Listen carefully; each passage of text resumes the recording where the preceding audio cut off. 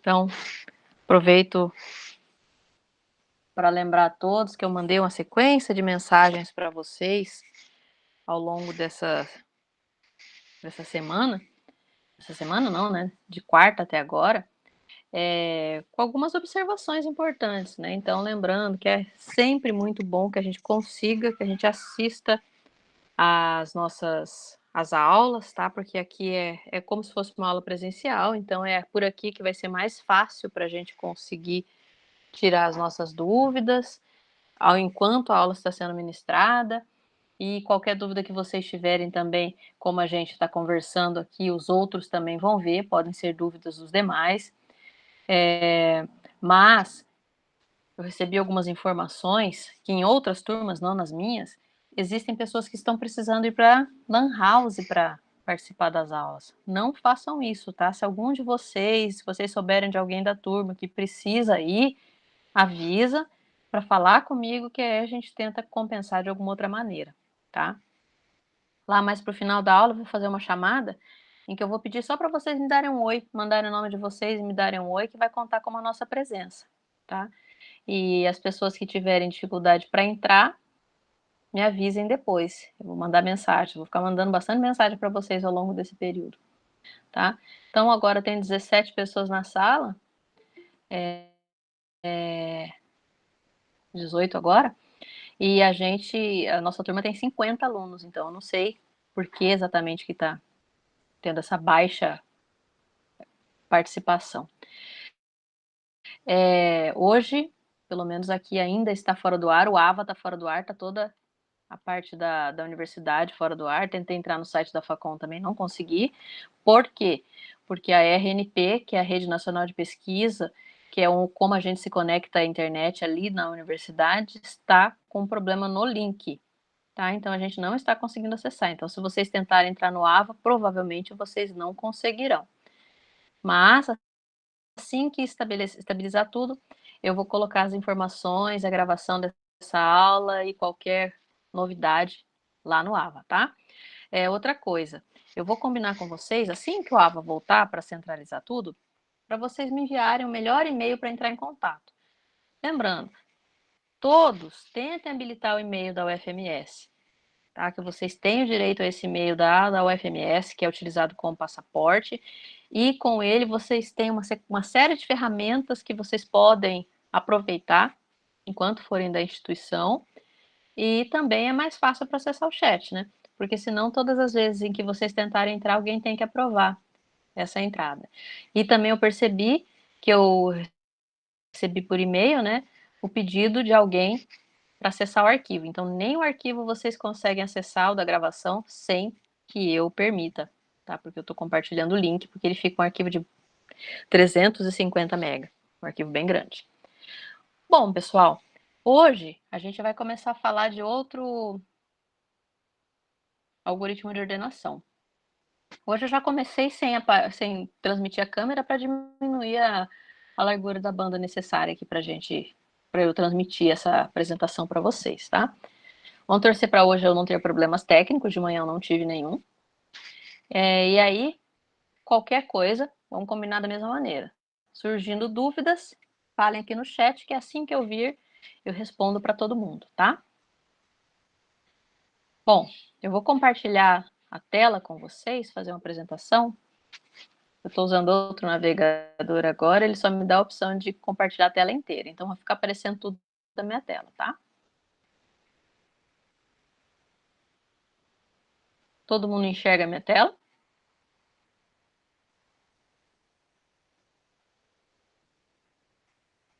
Sim? Obrigada, pessoal. Se alguém tiver algum problema para enxergar, lembrando, como já aconteceu na aula passada, é só liberar aqui a imagenzinha, que aí aparece o que eu estou compartilhando. Bom, então na aula passada, nós começamos a ver alguns algoritmos de ordenação, chamados algoritmos de ordenação que utilizam divisão e conquista. Então, nós vimos o merge sort, fizemos a execução aqui, entendemos bem o funcionamento, e aí nós implementamos. Hoje a gente já vai ver o segundo método bastante parecido, segundo método de ordenação, que é o quicksort. Os dois, tanto o merge quanto o quick, são métodos que se baseiam em divisão e conquista, tá? Como assim?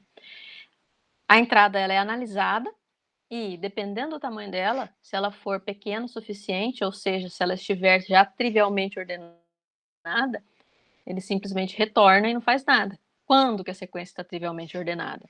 Quando nós estamos com uma sequência com um ou com nenhum elemento. Um vetor com um único só elemento é ordenado.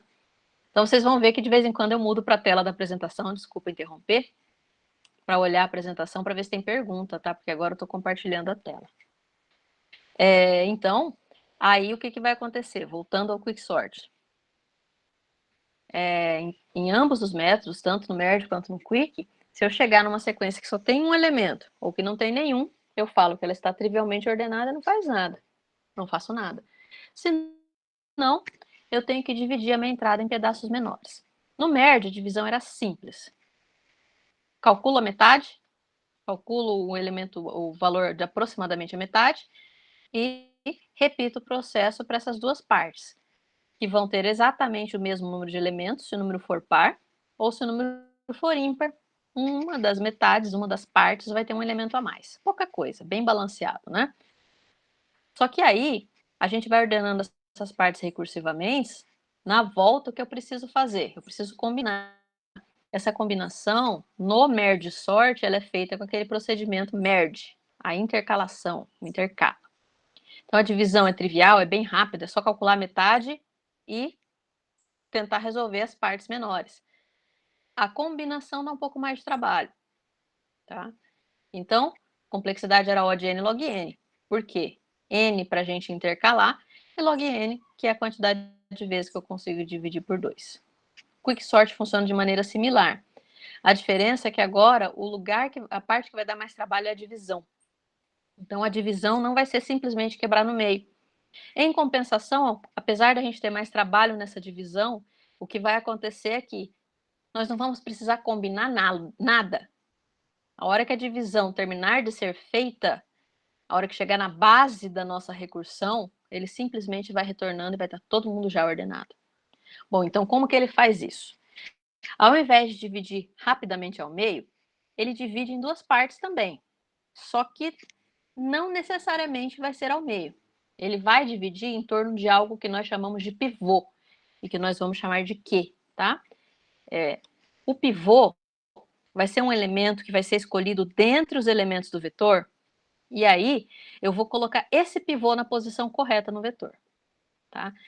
O pivô vai ficar já na sua posição correta e mais, e é isso que é legal.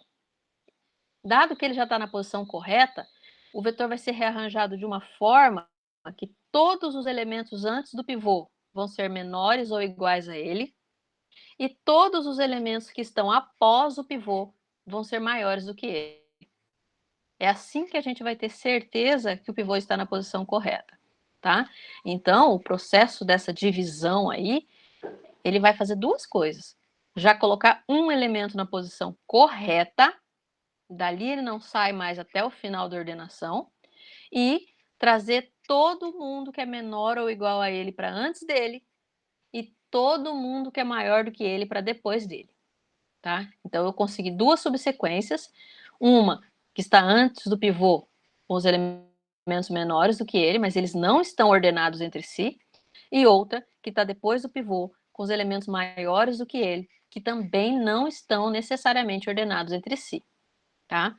Olhem bem aqui esse terceiro tópico, observe que o pivô Q estará na posição correta, tá? E aí o que eu faço? Repito o processo para as duas subsequências que eu obtive com esse pivoteamento. E vou repetindo até chegar em algo trivialmente ordenado. Como toda vez que eu divido, eu estou colocando alguém na posição correta, uma hora vai estar todo mundo na posição correta, tá? Essa é a ideia do quicksort. Bom, então a ideia principal é que a gente tenha que obter a gente encontra um elemento, na verdade se encontrar vai ser bem rápido, tá? Eu vou escolher alguém que eu vou considerar como meu pivô, e aí eu vou colocá-lo na posição correta, separando os elementos pequenos dos elementos grandes, em um vetor que contém todos os elementos a princípio. Então, assim como aconteceu com o merge sort, eu vou ter dois índices que me indicam qual trecho do vetor eu estou considerando em cada chamada recursiva do quicksort. À medida que a gente for resolvendo esses problemas, colocando alguém já na posição correta, o vetor, a gente só vai colar os trechos que já vão estar ordenados. Esse colar, na verdade, é simplesmente retornar. Ele já vai retornar ordenado quando a gente chegar na base da recursão. Tá? Por isso que ele chama de colar, não tem nada para ser feito. A gente não vai precisar intercalar, como aconteceu com o merge sort. Bom, pessoal, diferentemente do que a gente fez até então, como o quicksort ele tem uns detalhezinhos mais chatinhos, a gente vai ver o código dele, tá? E depois a gente já vai fazer a execução pensando no código, tá? Deixa eu ver que acho que alguém pediu para entrar, mas alguém já deve ter aceitado. Bom, então vamos lá, pessoal. Código do nosso quicksort. Prestem bastante atenção, é bem parecido com o código do merge, tá? Ele recebe dois inteiros, P e R, e o vetor. Uma diferença básica. No merge, P era o índice do primeiro elemento do subvetor. R era o índice do último elemento mais um. Então, na primeira chamada, a chamada externa, a gente passava o tamanho do vetor. Aqui, o R é o índice do último elemento, tá? É o próprio último elemento, o índice do último elemento. Então, se eu for chamar para um vetor de 8 posições, a chamada externa vai ser 0 para P, 7 para R, que é o índice do último elemento, tá? Bom, como P e R são os índices, respectivamente, do primeiro e do último, para eu verificar se não está trivialmente ordenada, ou seja, se tem pelo menos dois elementos, basta eu verificar se o índice do primeiro, o P, é menor do que o índice do último, o R. Então, se P for menor do que R, significa que nós temos pelo menos dois elementos nesse subvetor. Entenderam? Por que que nesse aqui eu pergunto se P é menor do que R? Todo mundo entendeu? Respondam com sim ou não, por favor, pessoal.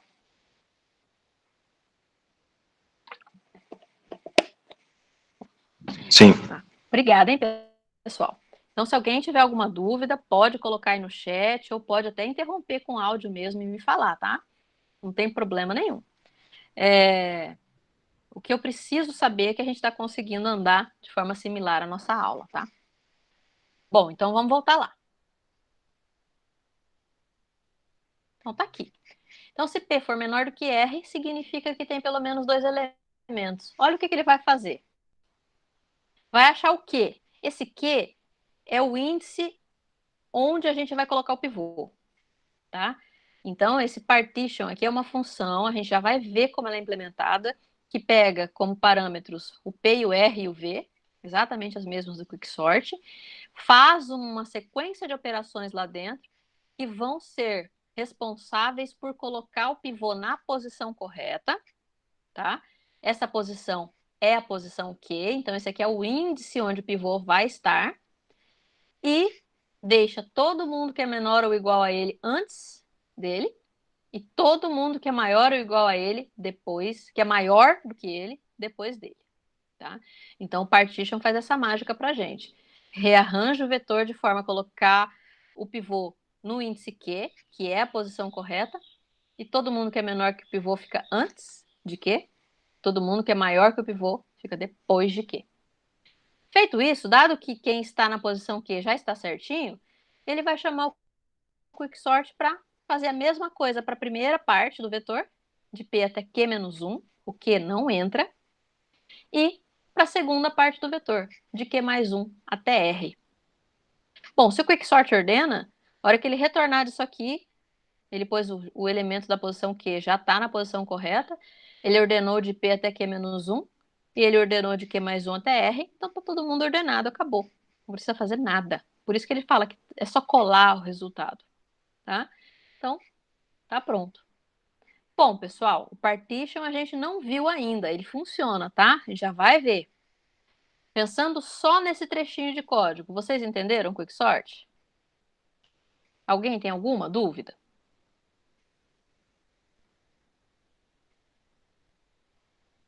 Que bom. Que bom que vocês estão entendendo, pessoal. Então, vamos... Professora. Oi. Quem está falando? Eu posso trocar o nome dessas variáveis, é o Matheus. Matheus? Pode sim. Você pode colocar o nome que você quiser, tá? Início, fim, se você achar melhor. Esse aqui é o índice do primeiro daquele subvetor e esse é o índice do último. Pode fazer como quiser, tá? Certo. Bom, pessoal, é até bom que vocês falem por áudio quando vocês tiverem alguma dúvida fundamental, tá? Porque como eu estou compartilhando a tela, eu não estou conseguindo ficar indo e vindo, ó. Como eu estou no Safari, ele não me permite colocar só uma tela. Eu fico indo e voltando. E eu não vejo as perguntas de vocês, às vezes, na hora, tá? Então, vamos lá. Quicksort entendido. Agora, falta a gente saber como que esse método vai ser capaz de colocar o pivô na posição correta e de colocar todo mundo que é menor antes dele, todo mundo que é maior depois dele. Tá? Bom, este é o partition. Vejam que ele é relativamente pequeno, tá, pessoal? O que ele vai fazer? Ele recebe também, assim como o Quicksort, o P e o R, que são os índices do início e do fim, do primeiro e do último elemento do subvetor que está sendo trabalhado, e o vetor. Bom, aí ele usa uma variável inteira x para auxiliá-lo, somente para guardar quem ele escolheu para ser o pivô. Prestem bastante atenção, pessoal, que aqui a minha escolha é feita de uma maneira bem determinística, tá? Eu escolhi o último elemento. Pronto. Poderia escolher o primeiro, mas aí ia ter que mudar algumas coisas no código. Poderia escolher alguém do meio, tá? Como o vetor ele está organizado de maneira bem aleatória, eu poderia escolher qualquer um. Eu não sei qual que seria a melhor escolha. Não tem como eu fazer um pré-processamento barato numa entrada qualquer, numa entrada que pode ter qualquer formato, que me leve a escolher o melhor elemento possível para fazer essa divisão. Tá? Então, por isso, eu escolho qualquer um. Nesse caso, o mais fácil a fazer é escolher o último. Então, lembrando, ele vai pegar o vetor da posição, o elemento do vetor da posição R, o último elemento da sequência, tá? E guarda nessa variável x. Bom, o que eu quero fazer? Repetindo novamente, eu quero colocar todos os menores elementos antes de x, antes do pivô, e todos os maiores elementos depois do pivô, tá? Então, o que eu vou fazer é processar esse meu vetor inteiro, fazendo com que os elementos que sejam menores ou iguais ao pivô escolhido fiquem para o começo do vetor. E os elementos que são maiores que o elemento escolhido fiquem para o final do vetor. Isso que é importante eu fazer. E como que eu faço isso? Eu vou usar esse índice I para marcar essa divisão dentro do meu vetor. O índice I é quem me diz a cada passo onde está a minha divisão. Então, ele marca para mim o índice que contém o último elemento menor ou igual que o pivô dentro do meu vetor, tá? Então, esse I, muito provavelmente, ele vai aumentando ao longo do processo. Como a gente ainda não processou ninguém antes de passar por esse for aí, o I é inicializado com P-1. E P é o índice do primeiro elemento. Ou seja, o I ele está marcando antes do vetor. Como eu não processei ninguém, ele não tem como dizer ainda quem que é o último elemento menor do que o pivô, tá?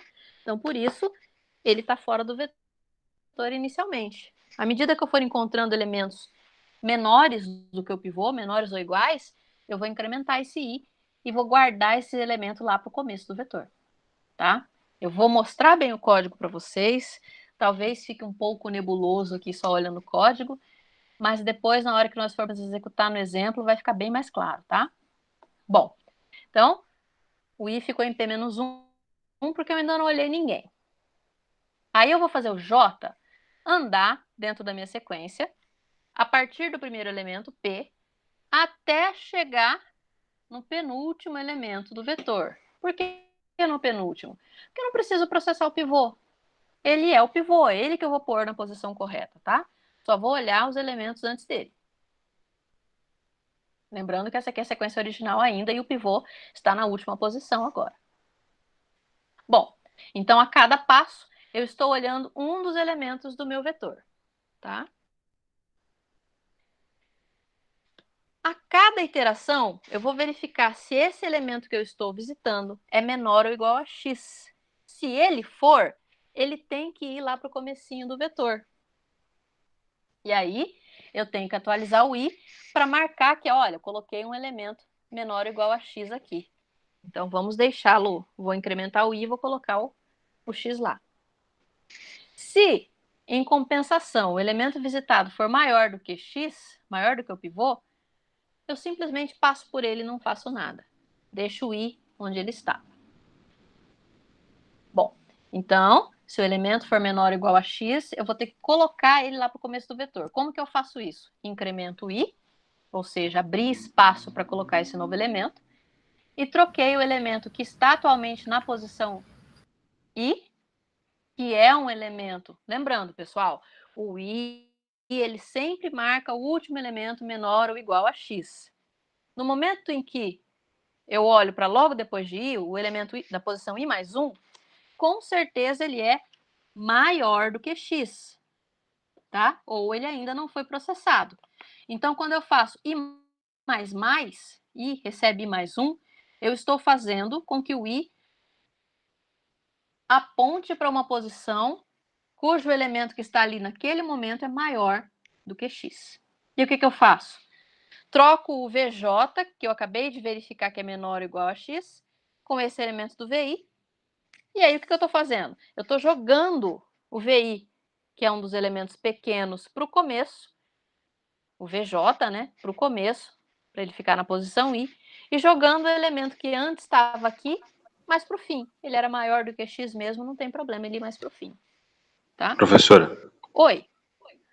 nessa troca aí eu tenho que usar aquele comercial lá? Para Não, ele eu tirei, pegar. tá? Eu tirei, a gente fez em sala a versão, porque ele passa por referência, e nós estamos usando o C++, o C++ ele permite que a gente só especifique o e-comercial lá na função troca. E ele já vai saber que é por referência, tá? Tá. Então a gente volta e dá uma olhada nessa função para ficar mais claro depois. Bom, pessoal, então isso aqui é para caso ele encontre algum elemento menor ou igual a x, ele troca. Se for maior, ele só segue em frente. Quando ele sair desse for, significa que ele colocou todo mundo que é menor ou igual a x na parte do vetor que vai até i. E todo mundo que é maior do que x ficou na parte do vetor que vai de i mais 1 até o finalzinho.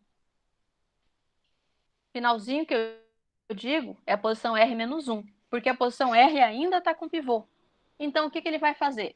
Vai trocar o pivô, que está na posição R, com o elemento que está na posição I mais 1, um elemento maior do que o pivô. Vai jogar alguém maior para o fim, não tem problema, e vai colocar o pivô na posição correta, porque ele vai ficar na posição I mais 1. Ficando na posição I mais 1, todo mundo que está do começo até a posição I é menor do que o pivô. O pivô ficou na posição I mais 1. E todo mundo que está da posição I mais 2 até a posição R, após essa troca, vai ser maior do que X. E ele retorna o índice onde ele colocou o pivô. I mais 1. Certo? Vai ficar mais fácil a hora que a gente fizer a execução ali, pessoal. Por isso que eu mostro isso aqui primeiro, tá? Vocês vão ver que isso aqui efetivamente funciona. Alguém ficou com mais alguma dúvida?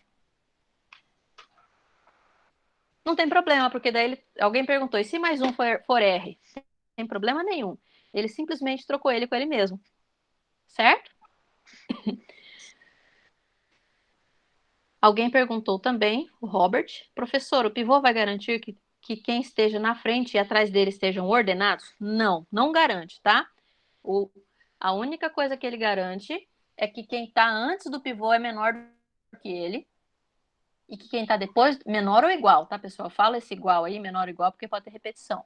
Se não tiver, vão ser só os menores. E quem está depois dele seja maior do que ele, tá? Eles podem estar todos misturados, mas eu sei que eles são antes são os menores, antes do pivô, e depois são os maiores. Para que eles sejam ordenados, eu vou ter que chamar o quicksort de novo para cada uma dessas duas partes. Entenderam? Respondi a sua pergunta, Robert, e não sei quem é o Ien, mas respondi a sua pergunta?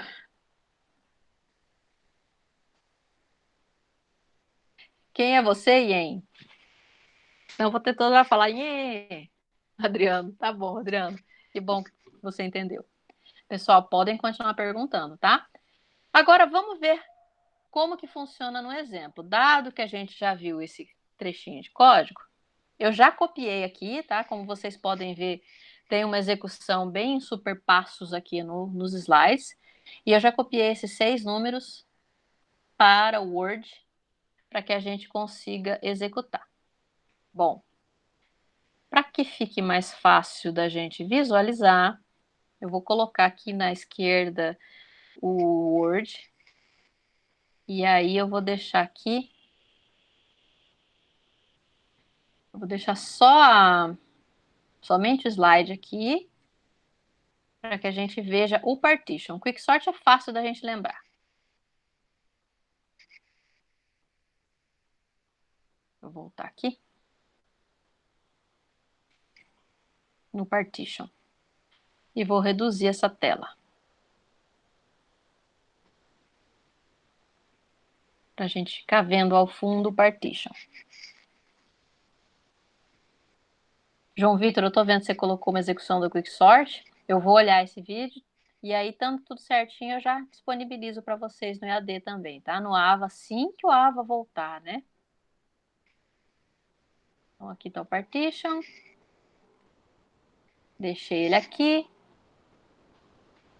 E aqui eu vou colocar, vamos executar. Então vejam aqui que eu tenho 5, 2, 4, 6, 1, 3, esse é o meu vetor original. E aí eles estão na posição 0, 1, 2, 3, 4, 5. Vamos fazer exatamente como a gente fez na aula passada, tá? Eu vou colocar aqui a chamada externa inicialmente. Para ordenar esse vetor aí, ele vai chamar o quicksort com índice do primeiro, 0. Índice do último, 5. E o vetor, tá? Pessoal, vocês estão conseguindo enxergar o trecho da execução também? Sim? Que bom. Então, vou colocar de novo Keynote na frente. Então, vamos lá. Eu deixei aqui o código do Quicksort para caso a gente precise olhar. Então, nesta chamada recursiva aqui, pessoal, do Quicksort para 0, 5 e V, ele está levando em consideração todos os elementos do vetor, da posição 0 até a posição 5. Então, nessa chamada, P vale 0, R vale 5. Agora, ele vai ter que verificar para mim se esse vetor está trivialmente ordenado. Então, ele verifica simplesmente comparando P e R. Se P for menor do que R, é porque não está. E aí, ele tem que achar o Q. Tá? Esse Q, ele é obtido chamando partition. Para P, R e V. Tá? A gente já vai ver o que esse partition vai fazer. Depois que o partition retornar, ele vai chamar o quicksort novamente. E agora eu não tenho nem como preencher inteiro, tá? Vai ser para a primeira metade, que vai de 0 até o Q, que eu ainda não sei qual é, a gente já vai calcular.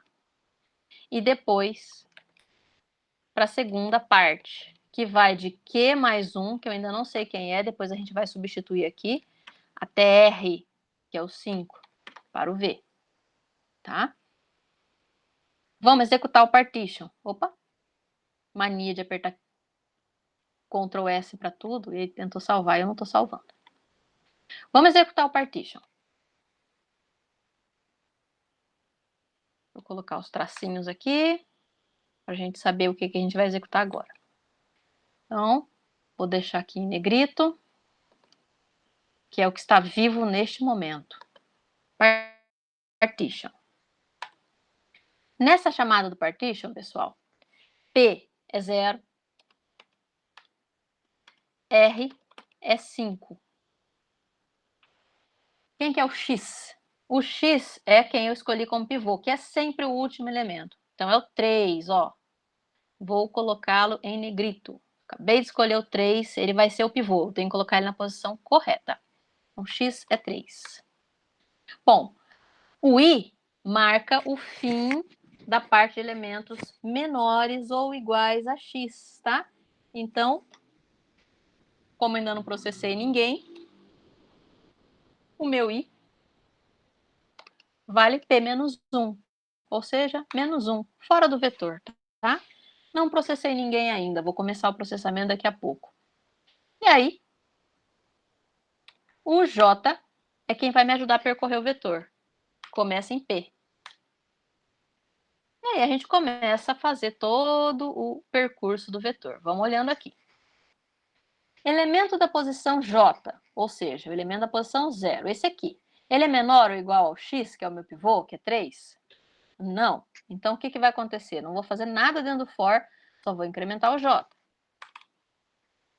Então, o que eu quero que vocês vejam, eu vou até colocar um espacinho aqui, é que neste momento, o I está aqui fora, e o J já está, foi incrementado, o J já está aqui, tá? Elemento, já estou no J novo. Elemento da posição J, esse aqui, ó.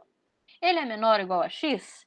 Sim, porque o X é 3. Esse é o meu pivô é 3. Então, como ele é menor ou igual a X, ele tem que estar lá mais para o começo do vetor. Então, o que eu vou fazer é incrementar o I, tá? O I passa a valer 0. E vai ser a posição em que eu vou pôr esse 2, tá? Bom, mas já tem gente lá. Então, como que eu faço? Simplesmente troco quem está lá, que se está depois do I é porque é maior dele, maior do que o pivô, tá? Se ele está depois do I original, né, antes da gente fazer o incremento, significa que ele era maior do que x. Então, incrementei o x, incrementei o I e troco VI com VJ. Então, para cá vem o 2, para cá vem o 5. Vou até pintar de outra cor aqui, de um azulzinho mais claro. E esses são os elementos menores ou iguais a x. Troquei. Incremento o J. J passa a valer 2. E eu vou olhar outro elemento agora, tá? Então, percebam que a cada passo, até I tem os elementos menores ou iguais a x. Depois de I, ou são elementos maiores do que x, ou elementos ainda não processados, tá? Entre I e J, vão ter sempre elementos maiores do que x. Então, veja que o 5 é maior do que x. Tá? Eu vou olhar aqui na tela para ver se alguém está com alguma dúvida. Esse partition é fixo no código do Quicksort, tá? Ele é fixo lá no código, ele só vai retornar o índice onde vai ter sido posto já o nosso pivô, tá? Eu já estou na terceira iteração do for. O for começou com 0, passou pelo 1 e agora a gente já está no 2. E assim a gente vai olhar o terceiro elemento do vetor, que é o elemento da posição 2. O elemento da posição J, 4 aqui, ele é menor ou igual a x, que é o meu pivô, o 3? Não. Então, eu não faço nada, eu simplesmente incremento o J. E agora a gente já vai para a quarta iteração. Elemento da posição J, o 6, é menor ou igual ao pivô, que é 3? Não. Então, eu simplesmente incremento o J. Prestem atenção, pessoal. Ó, onde que está o J e onde está o I. Todo mundo que está até o I, ou seja, nesse caso aqui só o 2 por enquanto, é menor ou igual ao X, o meu pivô, 3. E todo mundo que está entre I e J é maior do que o 3, que é o meu pivô. E agora eu vou verificar quem está na posição J. Elemento da posição J é menor ou igual a X, que é o pivô? Sim, então ele vai entrar nesse corpo. Isso significa que ele tem que ser posto lá para frente, lá no começo. Bom, se agora vai ter mais um elemento maior do que X,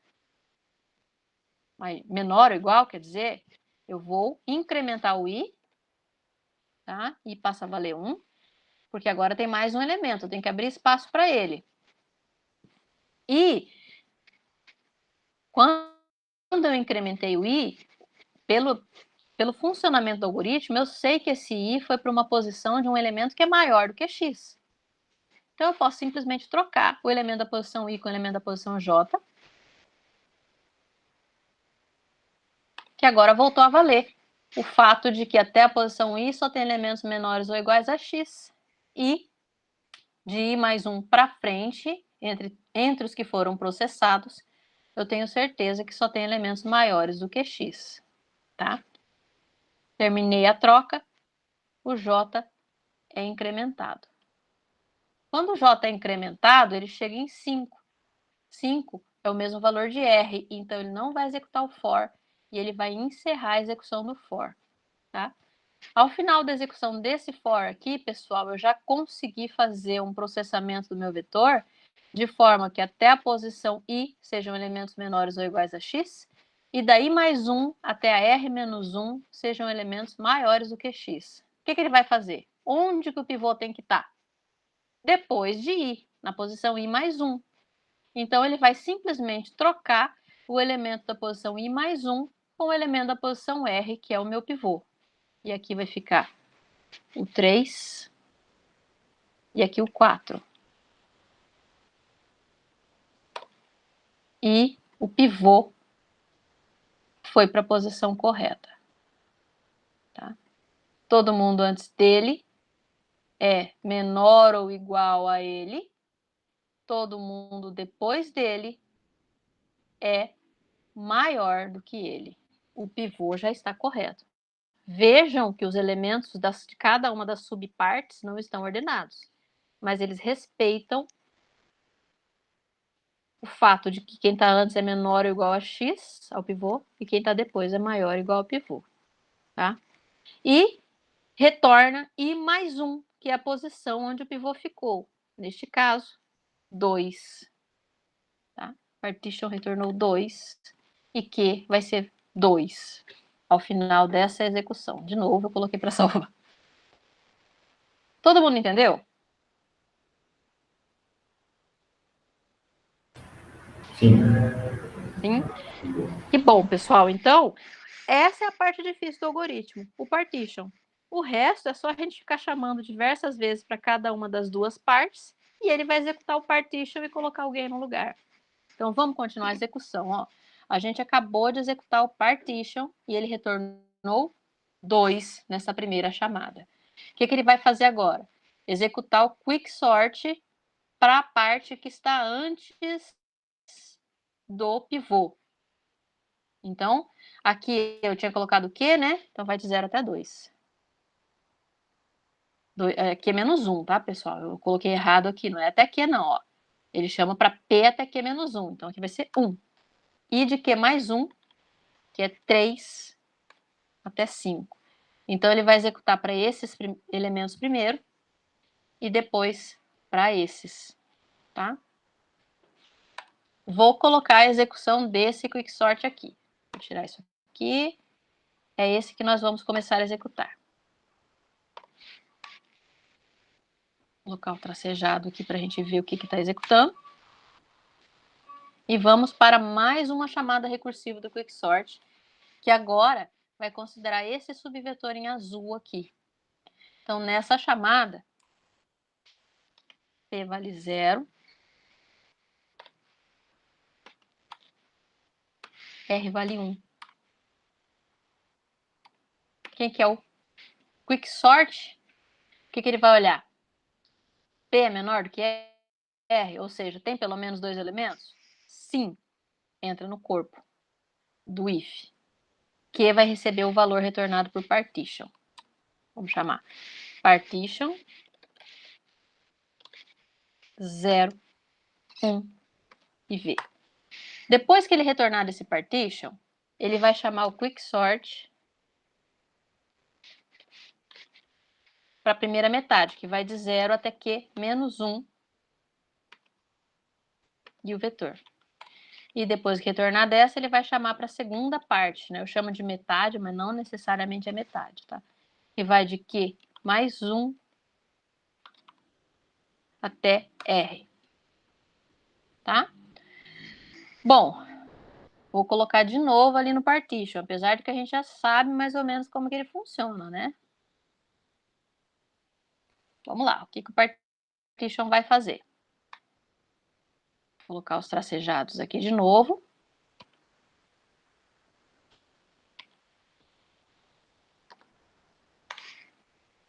E nessa chamada do partition, P vale 0, R vale 1. Quem que é o X, que é o meu pivô? É o último elemento desse subvetor que vai de 0 até 1. Ou seja, é o 1. Já vamos fazer mais rapidinho esse aqui, tá? Esse é o meu pivô. Quem que é o I? É o índice que marca a posição do último elemento menor do que 1. Como a gente ainda não começou, P menos 1 é menos 1. O J começa em P, que é 0. E aí vamos novamente, ó. Elemento da posição 0, posição J, é menor ou igual a X? Não. J mais mais. Tá, deixa eu até tirar aí daqui esse J para a gente não confundir. Então, J é 1.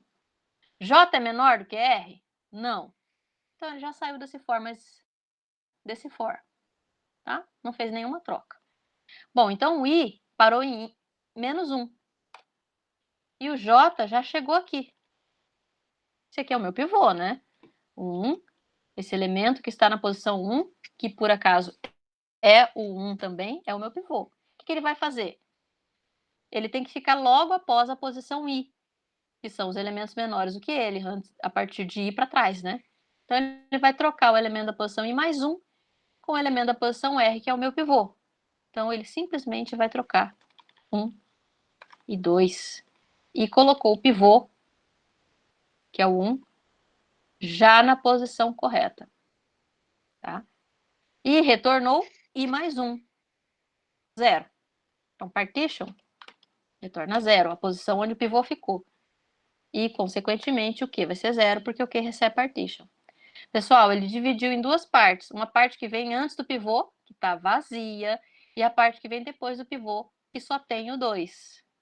Tá? E agora ele vai fazer a chamada recursiva para a primeira metade, que vai de 0 até Q menos 1. Ou seja, ele vai até menos 1. E depois ele vai fazer para Q mais 1, ou seja, de 1 até 1. Opa, apertei Ctrl S de novo. Mania. Vou executar aqui o quicksort. De 0 até menos 1. Vejam que nesta chamada recursiva do quicksort, P vale 0, R vale menos 1. Isso aqui representa quando o vetor está vazio, tá? Então, se você olhar aqui o quicksort, P é menor do que R? Não. Ele simplesmente retorna. Trivialmente ordenada essa sequência. Hatch. Retornou dessa aqui, ó. Já retornou desse partition, já retornou desse quicksort. Vou colocar aqui em cinzinha.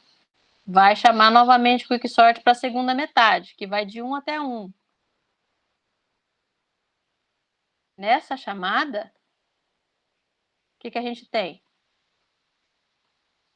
P é 1, R é 1.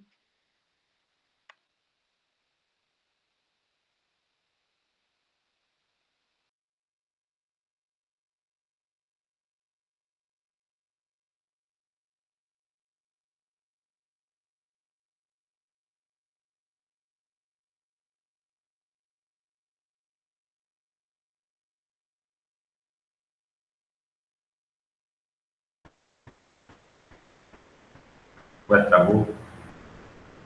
Professor?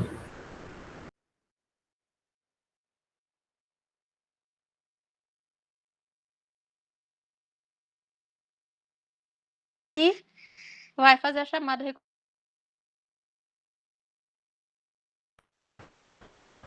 A professora travou, a gente não conseguiu ouvir o que a senhora falou.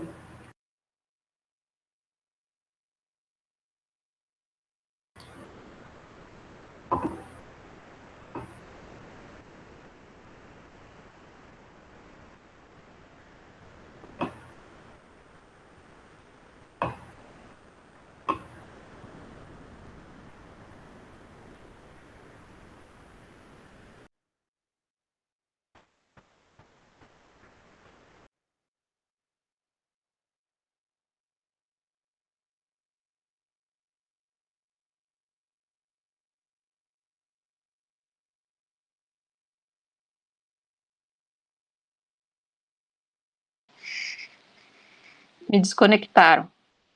Caiu a rede, pessoal. Caí, mas não me machuquei muito não, tá, pessoal? Tá tranquilo. Vocês ouviram até onde? Caí, mas passo bem. Vocês viram a hora que eu comecei a fazer isso aqui já, ó? Quicksort de 3 até 5? Tem mais gente que caiu, eu acho, ó, viu? Uma queda coletiva.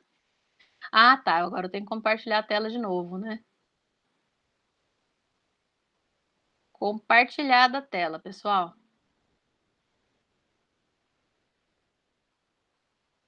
Vou colocar aqui no Word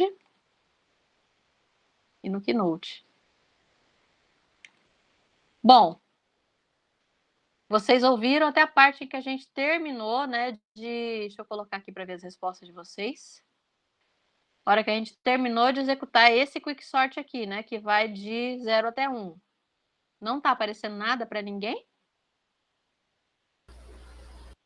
Ah, tá. Tá no apresentar agora. Tela inteira. Permitir.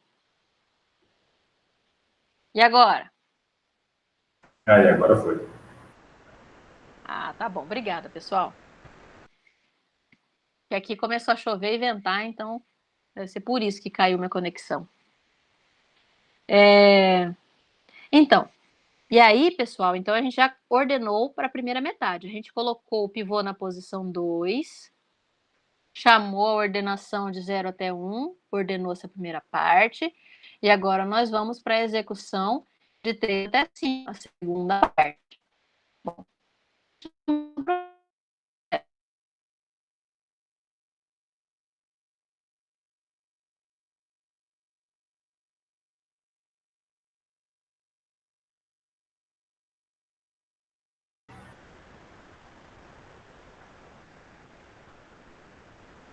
A professora travou de novo.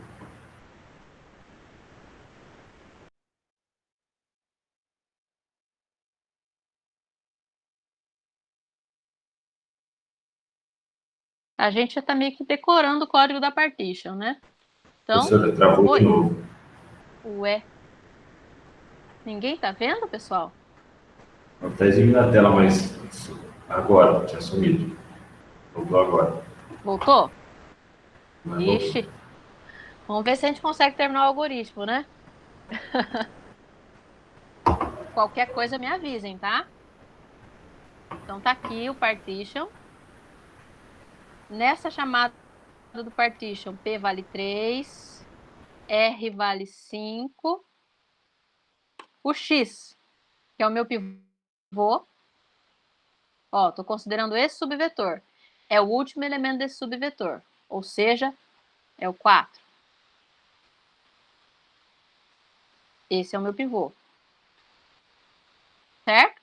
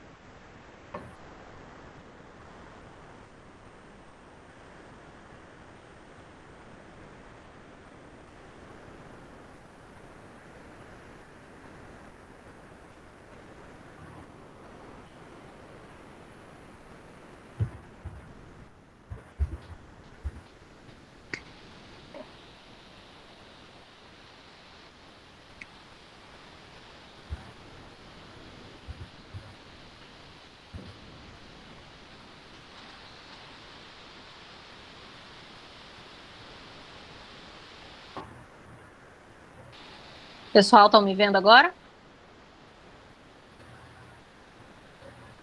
Sim? Caiu minha conexão aqui, eu tive que conectar pelo celular, tá? Então, eu peguei o 4G aqui agora. Bom, então o que vai acontecer? Hoje está complicado.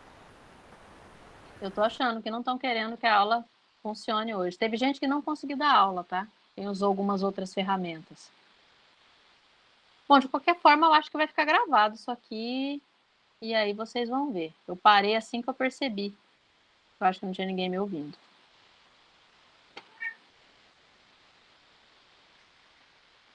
Então, continuando aqui, pessoal. Estão vendo? Não, vocês não estão vendo nada. Ixi, situação, hein? Vou tentar de novo.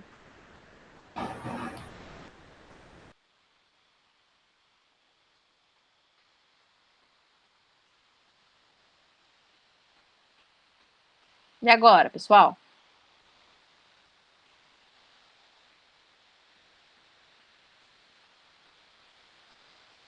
Estão vendo? Ixi. Por que o negócio não está deixando eu apresentar? Aqui está aparecendo para mim que eu estou apresentando. Eu vou sair da sala e vou entrar de novo, tá?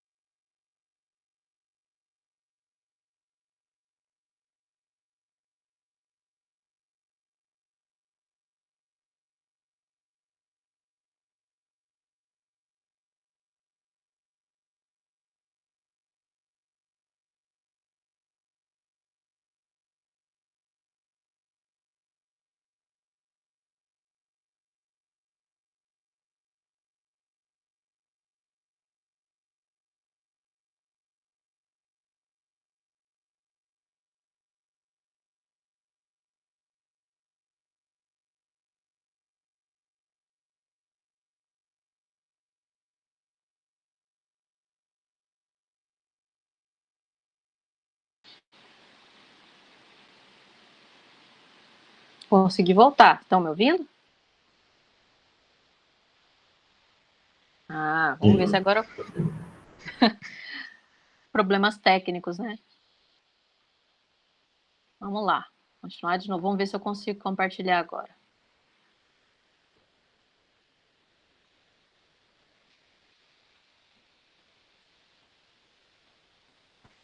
Pronto? Viu? Sempre uma nova emoção, né? Bom, então, estamos fazendo o partition agora. Nesse partition, a gente vai particionar agora, considerando que o pivô é o 4. Tá? Então, nós vamos começar com o i antes do início do vetor, ou seja, em P-1, em 2. Lembrando, esse trecho do vetor começa em 3, então ele está fora do vetor. E o j começa em P, que é quem a gente vai começar a andar, para ver se a gente coloca na posição correta. Então, 4 é o pivô. Começa novamente, pessoal. O i está aqui agora, tá? O i está bem aqui. antes do início do vetor e o J está na primeira posição. Certo? Alguma dúvida até então? Então tá.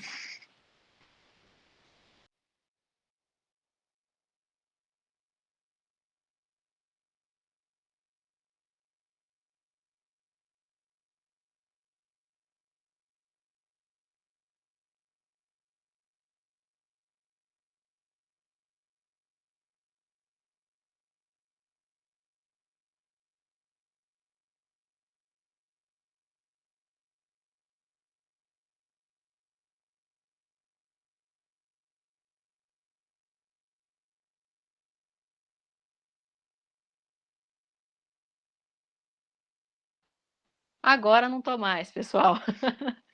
Apertei aqui sem querer o mute, tá? E como vocês sabem, eu tenho gatos, né? Uma gata apareceu aqui, deve ter sido ela que pisou em cima e eu tive que abrir a porta para ela sair. Vocês virem, né? Situação. Não saem espalhando aí que tem uma gata que participa das nossas aulas. Bom, pessoal, continuando aqui. Vamos colocar de novo aqui no nosso vetor. Então, agora, o I marca a última posição em que tem elementos menores ou iguais a x. Como ainda não percorri ninguém, ele está fora do vetor. Estou olhando esse vetor que está verdinho aqui. E agora eu vou começar a percorrer esse vetor. Elemento da posição J é menor ou igual a x? X é 4. Então, é menor. Não, não é menor. Então, o elemento da posição J não é menor ou igual a x. Então, ele simplesmente incrementa o J e vai para a próxima posição. Então, J passa a valer 4. Tem ninguém menor ou igual ao pivô ainda. Elemento da posição J, ou seja, o 5, é menor ou igual a x? Não. Incrementa o J de novo. J passa a valer 5. 5 não é menor do que R+, ele sai desse for. Isso significa que nesse subvetor não teve ninguém menor ou igual ao pivô. Então, eu vou colocar o pivô na posição I mais 1. I estava fora do vetor, I mais 1 é a primeira posição do vetor. Então, ele troca o elemento da posição I mais 1 com o pivô que está na posição R. Então, ele vai trocar o 4 com o 6. E o pivô 4 ficou na posição correta. Todo mundo entendeu aí, pessoal?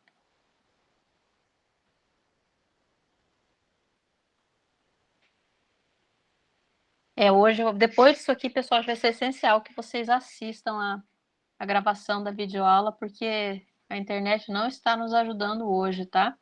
Peço desculpas. Qualquer coisa depois, na segunda-feira, a gente revisa o Quick, tá? Se for necessário, a gente conversa de novo com eles. Me desculpem. Bom, então vamos lá. Continuando. Colocamos o pivô. Vou fazer a chamada daqui a pouquinho, pessoal. Mas aí quem caiu ao meio da aula, só me avisar depois, tá? Eu vou mandar um e-mail. E aí a gente... eu abono essas faltas de quem teve algum problema. Inclusive a minha, né? Porque eu não parei de cair. Bom, vamos lá. Tá aqui. Continuando. Coloquei o pivô na posição correta. Pessoal, vejam que esse aqui, de 4 até 6, esses elementos das posições 3, 4 e 5 era o meu vetor original. Quando eu particionei, ficou o pivô na primeira posição. Então, vou dividir o meu vetor no que vem antes dele, ou seja, nada, e no que vem depois dele, o 5 e o 6, tá? Então, depois que eu retornar desse partition aqui, ele retornou o quê? I mais 1, ele retornou 3. É a posição que o pivô ficou. É exatamente a mesma posição de P. Então, quando a gente chamar, após retornar esse partition, quicksort para a primeira metade, ela vai de P até Q-1, que é 2, e o vetor. Essa parte está vazia. E para a segunda parte do vetor, depois do pivô, vai de Q mais 1, que é 4, até R, que é 5. Esse é o nosso vetor. tá? Então, uma das partes ficou vazia. Então, na execução desta chamada aqui do Quicksort, essa primeira chamada, a primeira coisa que ele vai fazer é comparar P e R. P aqui nesse caso é 3, R é 2. P não é menor do que R. O nosso vetor está vazio. Então, a gente diz que ele está trivialmente ordenado e simplesmente retorna. Aí ele vai para a segunda parte, que vai de 4 até 5. É nessa hora que ele vai ordenar agora esta parte. Tá?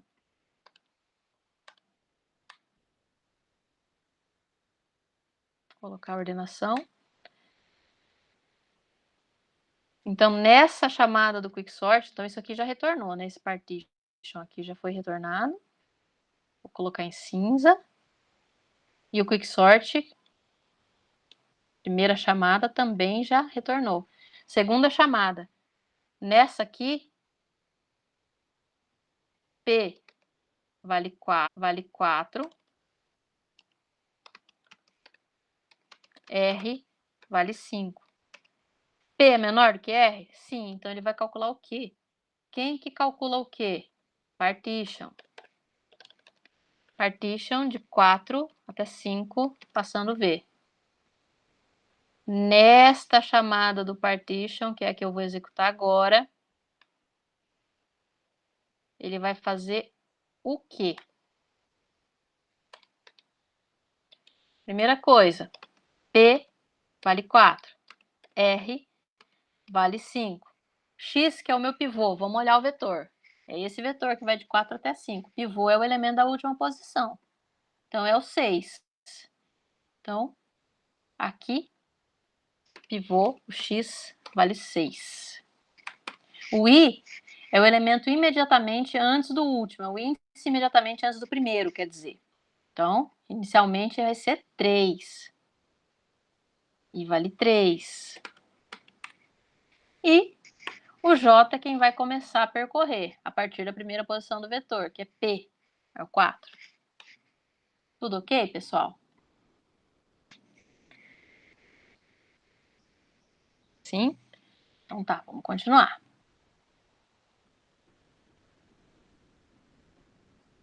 Então vamos lá.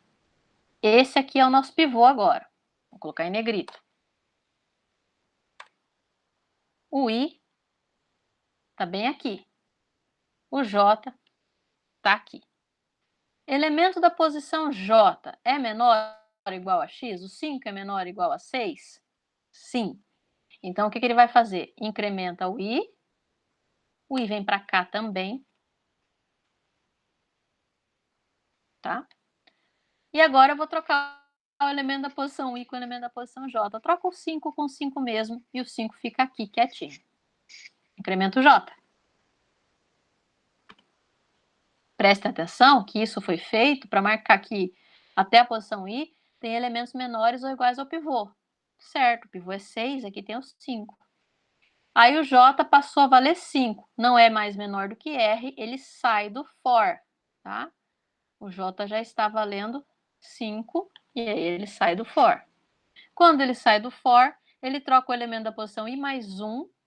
Lembrando, o I está valendo 4 agora, tá? Eu atualizei aqui e não tinha colocado aqui embaixo. O elemento da posição I mais 1, o elemento da posição 5 com o elemento da posição R, da posição 5. Troca 6 com ele mesmo. E o pivô, que é o 6, ficou já na posição correta. Tá? Vou colocar aqui em vermelho. E aí, quando eu coloquei esse pivô na posição correta, a metade antes dele contém só o 5 e a depois dele está vazia. Então, percebam que ele vai retornar I mais 1, que é a posição onde ficou o pivô. Ele retorna 5, tá? 5. E o que? Valeu 5. Então, depois que ele retorna desse partition aqui, ó, retornou, ele vai chamar o quicksort para os elementos que estão antes do pivô. Então, quicksort para 4, 4 que é Q menos 1, e o vetor. E depois ele vai chamar o quicksort de novo para quem está depois do pivô, que é, sim, Q mais 1, 6, R, 5 e o vetor. Nessa chamada aqui, como a gente já viu, nós temos só um elemento, a gente já viu antes uma situação semelhante. Então, nós temos que P vale 4, R vale 4, P não é menor do que R, trivialmente ordenada, retorna. E aí, depois que retornou dessa aqui, vou colocar em cinzinha para mostrar que a gente retornou, ele executa essa aqui. Nessa aqui, P vale 6, R vale 5. P não é menor do que R, essa sequência está vazia, né? Então, trivialmente ordenada, retorna também. No momento que eu retorno dessa aqui, pessoal, essa chamada do quicksort de 4 até 5 também vai retornar. Então, de 4 até 5, esse aqui está ordenado. Retornei daqui. Todo mundo já foi ordenado. Ele retorna para quem chamou, que foi a chamada que fez de 3 até 5. Então, de 3 até 5, também já está ordenado. Tá? Retornou, todo mundo ordenado. E retorna para quem chamou, que é de 0 até 5, que também já está ordenado. Então, encerrou essa execução aqui com todo mundo ordenado, sem precisar fazer combinação nenhuma. Tá? Então, o trabalho quem faz é o quick, é o partition, né? Todo mundo entendeu, pessoal?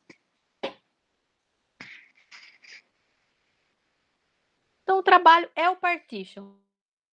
Enquanto lá no merge, quem trabalhava era a função merge, que fazia a intercalação, a divisão era rápida, bastava calcular a metade e ir chamando recursivamente para cada metade. Otávio, não. Por incrível que pareça, não é, porque o partition faz trabalho. Tá? O partition trabalha bastante. Enquanto lá, o merge que trabalhava bastante, o intercala, né? Então, aqui o trabalho é particionar. Lá, quebrar era fácil. O trabalho dava com intercalar, tá? Então, os dois têm a mesma complexidade assintótica de pior caso, de melhor caso, como vocês vão ver, tá? Melhor. Todo mundo entendeu isso aqui, né? Depois vocês revejam esse nosso vídeo aí, vamos ver como que vai ficar os momentos em que eu sumi. Mas, sim, ele também divide, porque ele também divide, Matheus. Então, só que enquanto lá a divisão era imediata, a gente sempre dividia pela metade, depois intercalava, dava trabalho intercalar. Aqui o trabalho é dividir, tá? Mas depois que a gente dividiu, a gente não precisa mais intercalar. A gente não precisa mais misturar nada, essas divisões já vão ordenando. A grande questão é que enquanto lá eu tinha certeza que a divisão era feita pela metade, e por isso a complexidade era n log n, n que era o curso de intercalar e log n de dividir, aqui a coisa é um pouquinho mais chata, porque esse pivô não tem nada que me garanta que ele sempre vai para o meio. Porque daí ia ser uma maravilha. Se eu tiver certeza que vai ser sempre o elemento que vai ficar mais próximo do meio, que vai ser escolhido como pivô, eu teria certeza que esse algoritmo custaria n log n, tá? Mas não é certeza. Então é isso que a gente vai discutir aqui agora na parte da análise de complexidade. Vou colocar aqui no... Então tá aqui de novo o quicksort. Então o que mais custa nele é exatamente a gente poder fazer a divisão, esse particionamento. Então, aqui, antes da gente ver a análise, vejo que aqui tem uma execução bem rápida do exemplo que nós acabamos de ver. Então, ele foi chamado primeiramente de 0 até 5, o pivô vai ser o 3, e ele é posto na posição correta, fica 2, 1 antes dele, 6, 5, 4 depois. Aí ele chama para o 2, 1. Quando ele chama para o 2, 1, o 1 vai ser escolhido como pivô. E aí, coloca o pivô na posição correta, ele vai ficar assim. Aí antes do 1 ficou vazio, depois do 1 ficou 2. Ordena, e aí acabou a execução. Aí ele vai chamar para a segunda metade do que foi dividido no primeiro passo, que é o 6, 5, 4. O 4 vira o pivô. Ficou aqui. 4, 5, 6. Antes do 4 não tem ninguém, ele vai chamar recursivamente. E depois tem o 5 e o 6, ele chama recursivamente aqui. Quando ele chama para o 5, 6, o 6 vai ser o pivô. Ele vai ficar assim como resultado. Tá? E aí vai chamar recursivamente para quem está antes do pivô, que é só o 5. E quem está depois, que é vazio. E ao final está todo mundo ordenado. A complexidade é um pouquinho mais chata. Por quê? Se a gente conseguir dividir sempre em aproximadamente metade dos elementos, então dividir no meio, o que vai acontecer é que vai ser muito parecido com a quantidade de chamadas do merge sort. Então eu vou olhar até o código, para a gente analisar a complexidade de um vetor, de uma função recursiva, o que a gente tem que saber é quanto custa cada chamada e quantas vezes é feita cada chamada. Bom, quanto custa cada chamada? Isso aqui é constante. Aí ele chama o partition. Tem o custo do partition. E aí tem duas chamadas recursivas. Então, cada chamada nada mais é do que o custo do partition. Quantas vezes é realizada cada chamada? Bom, se eu tiver sorte e o meu pivô sempre ficar em aproximadamente a metade, vai ser quantas vezes eu conseguir dividir a minha entrada por 2. Ou seja, aproximadamente log n. Então, seria log n vezes o custo do partition. Pessoal, eu afirmo para vocês e tem como provar isso, tá? Calculando probabilidades. Mesmo que em alguns passos dessas chamadas eu tenha uma divisão ruim, que faça com que uma das metades fique vazia e a outra fique com todas, só pelo fato de existirem algumas em que a gente divide e tem elemento nas duas subsequências obtidas na divisão, eu consigo afirmar que mesmo assim eu estou fazendo aproximadamente log n chamadas da função quicksort, tá? Desde que não aconteça de a todas as vezes em que eu chamar o partition, o pivô ficar numa das extremidades. Então, esse é o nosso pior caso. O pior caso é quando em todas as chamadas da função quicksort, o partition retorna um índice que pertence a uma das extremidades, ou é o P ou é o R, ou seja, todas as vezes eu dividi o meu vetor em duas partes. Uma ficou com n-1 elemento e a outra ficou vazia. Então agora eu vou fazer uma pergunta para vocês, não é teste, não é nada, mas quais são esses piores casos? Qual que é o pior caso do quicksort, então? Podem me responder. Chuta, pode chutar, tá, pessoal?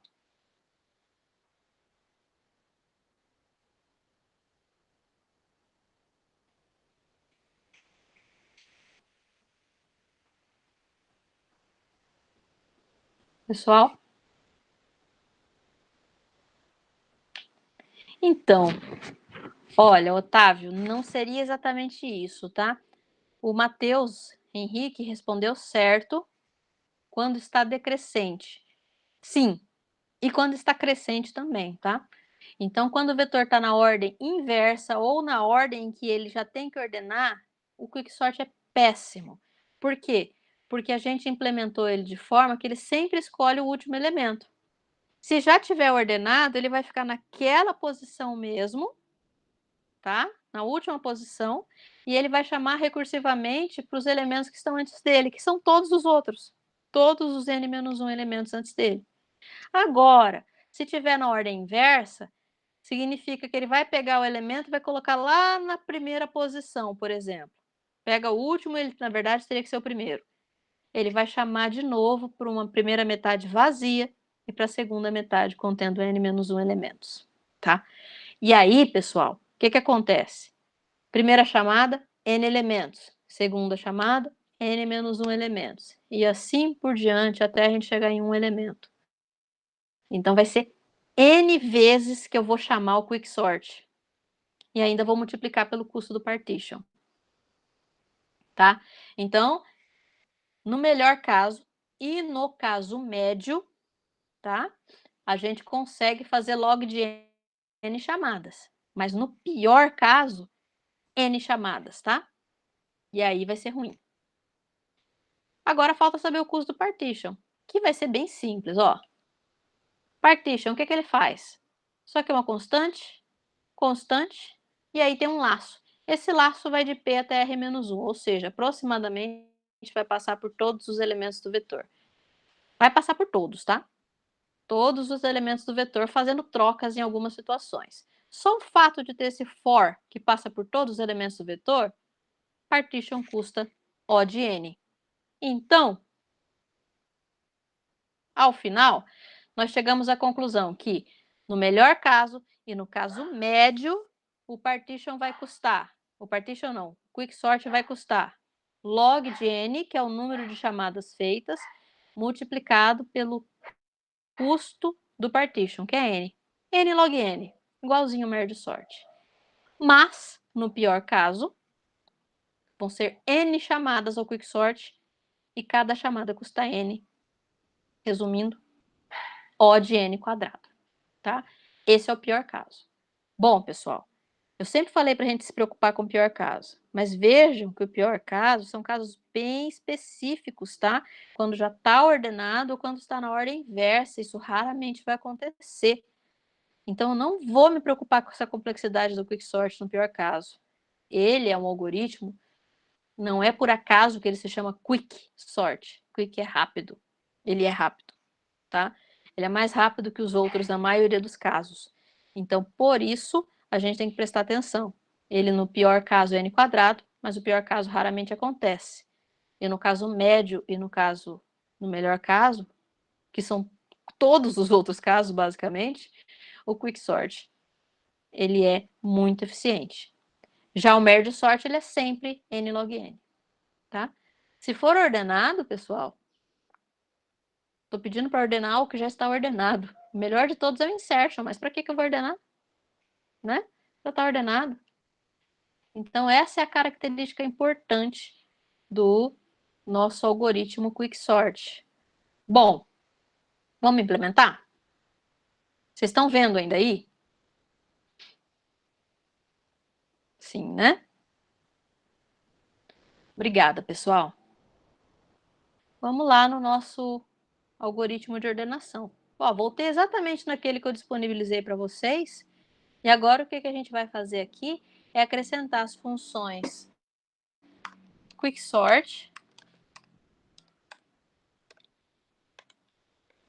que ela recebe o P, o R e o vetor.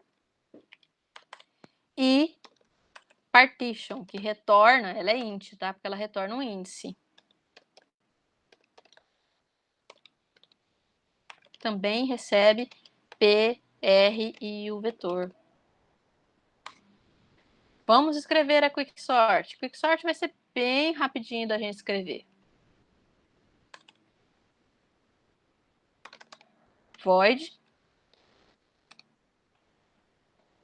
int P, int R e o nosso vetor.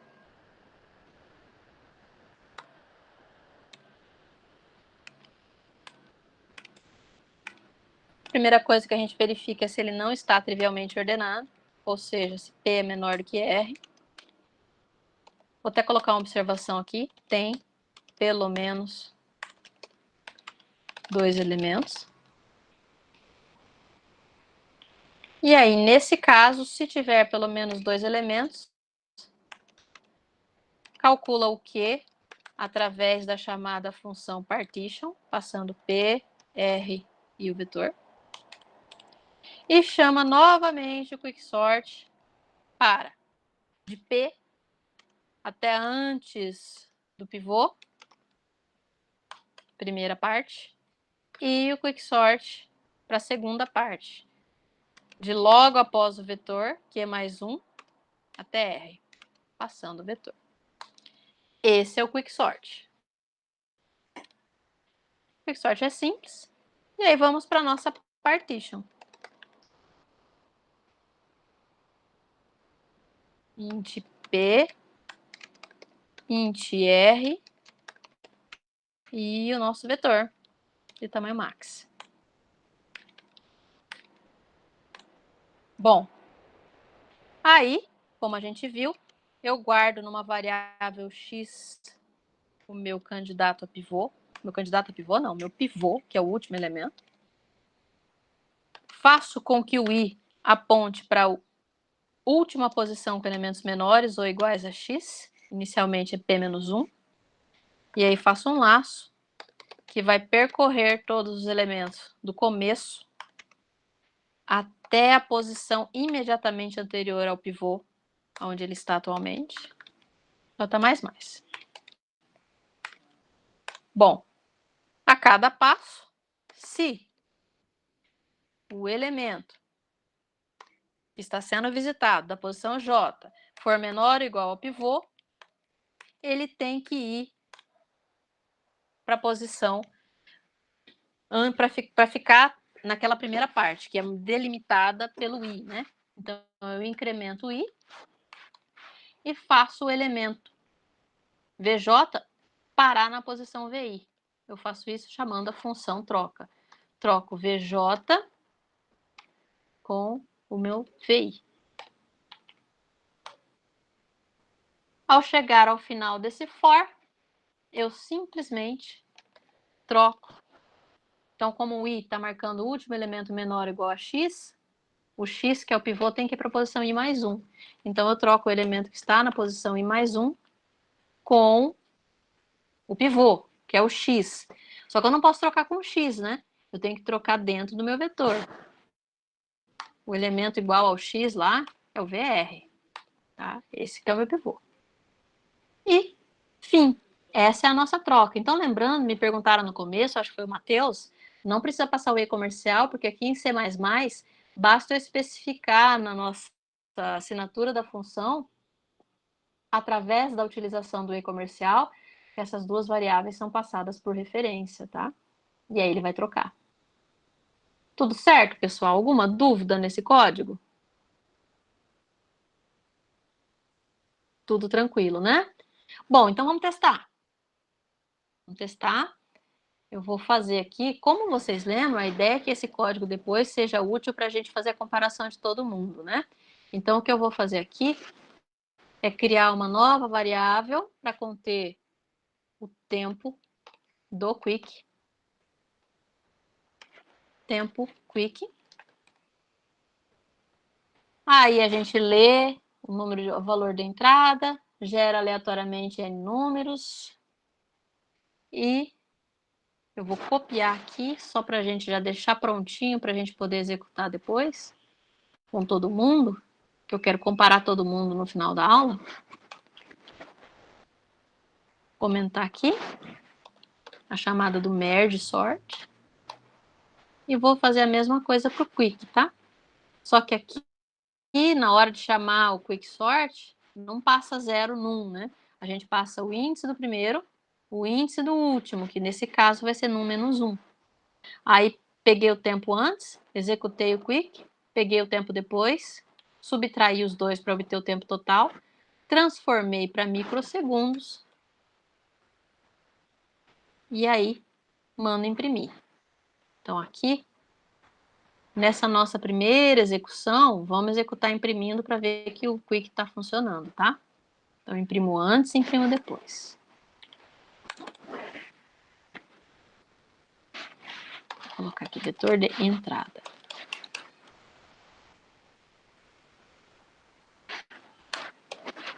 Bom, vou executar aqui na linha de comando, que eu acho que vai ficar mais fácil. Então, como vocês vão ver, já tem aqui, tá? Deixa eu limpar essa tela. Então, tá ali o nosso word tart. Eu vou remover aquele último que nós tínhamos utilizado. Compilar, G++, menos WOL. ordtarde.cpp menos O. Vou chamar de ordtarde de novo. Error. Ah, tá. Eu coloquei aqui, ó. Eu tô falando tempo merge, não é o tempo merge, agora é tempo quick, né?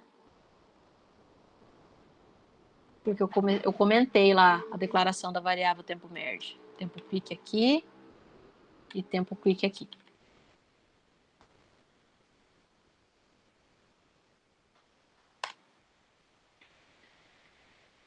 Ah, tá.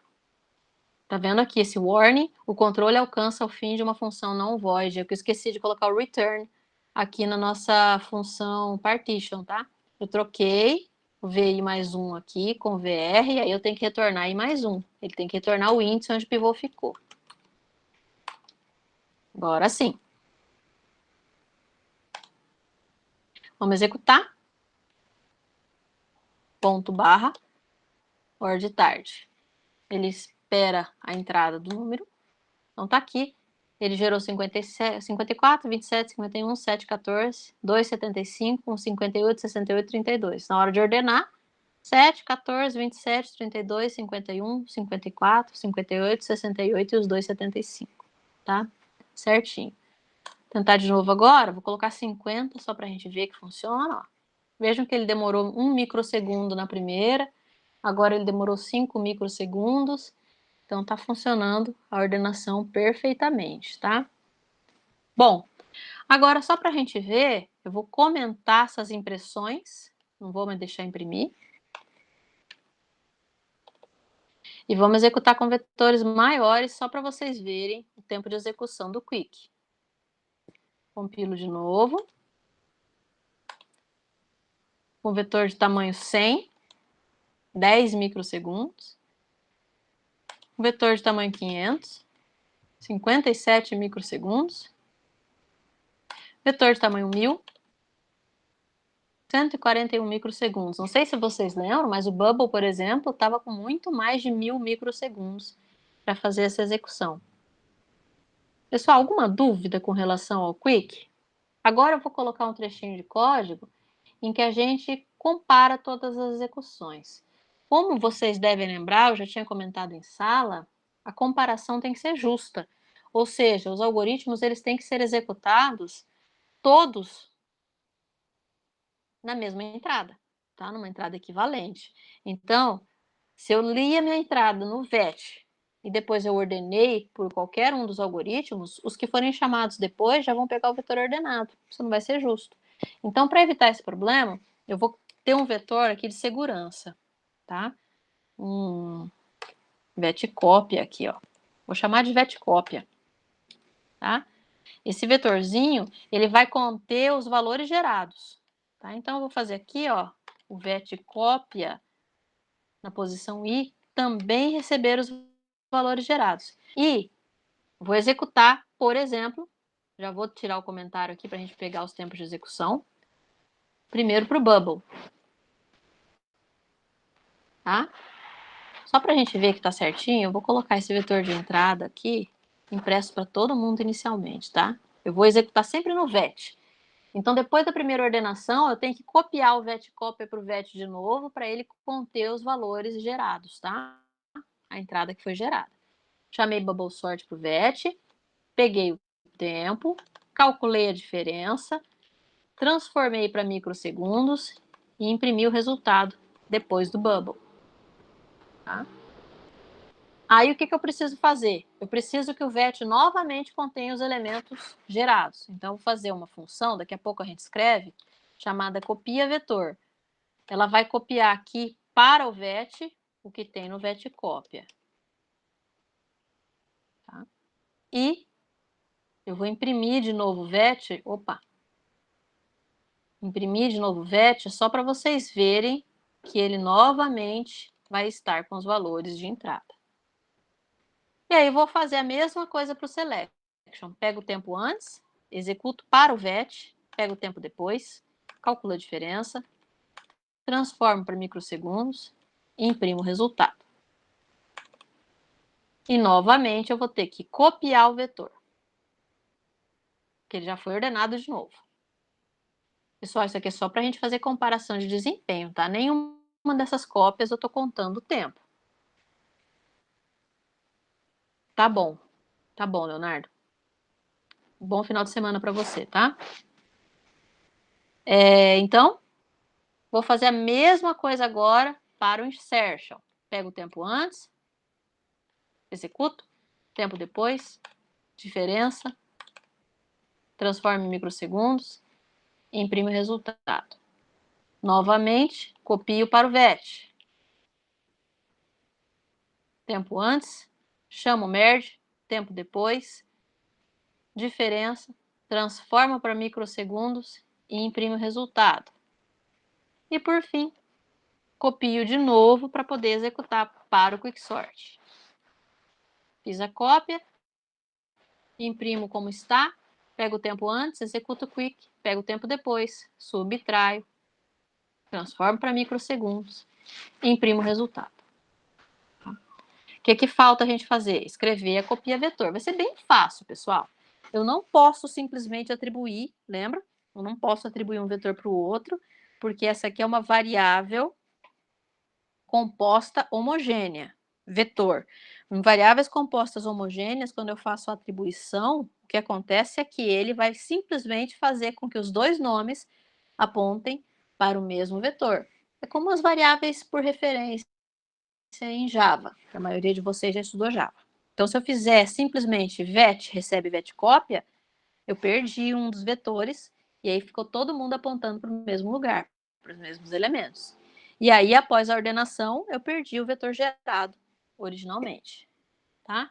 Então, eu vou escrever essa função aqui, deixa eu colocar até aqui o protótipo dela, void, copia vetor, ela recebe 2 vetores como parâmetro, e precisa do tamanho também, eu tinha esquecido, tá? Tamanho, número de elementos que eu vou copiar. Então, em todas elas, esqueci de colocar aqui, ó, eu tenho que passar como terceiro parâmetro o num, que é o tamanho do meu vetor. Todas as cópias.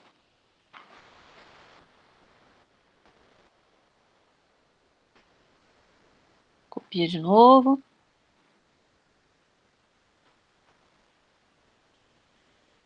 Acho que foi todo mundo aqui, né? Todas as chamadas de copia vetor. Sim. Bom, e aí, vamos escrever essa função. Essa função é rapidinha. Void copia vetor, passando como argumentos um vet, chamar de vet1, tamanho max.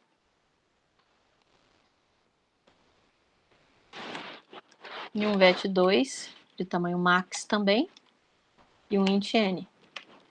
Eu vou copiar de vet2 para vet1. Então, for int i de 0 e menor do que n, i mais, vet1 na posição i, recebe vet2 na posição i e acabou. Esse é o nosso vetor, nosso copia vetor. Todo mundo entendeu essa função? É uma função para fazer cópia, tá? Bom, agora a gente já sabe fazer isso aí, pessoal. Vamos lá. Vou compilar para a gente poder comparar. Vamos fazer só com números pequenos inicialmente, só para a gente ver que realmente está funcionando. Vou fazer com 10, tá? Então vejam que na nossa entrada, o vetor de entrada gerado para todas está igualzinho, ó. Isso aqui para o bubble, para o selection, para o insertion, para o merge e para o quick. E os de saída, os vetores também estão iguaizinhos. O que está variando? Tempo de execução. Bubble demorou 1 microsegundo, selection também, insertion também, merge também, quick demorou 0 microsegundo, tá? Então foi mais rápido. Então tá com 20. Mesma coisa, a entrada e a saída são as mesmas, mas o bubble demorou 3 microsegundos, o outro 2, 1, 3 e 1. Eu quero que vocês já percebam. Entradas pequenas não está fazendo diferença quase nenhuma, tá? Vou começar a crescer essas entradas.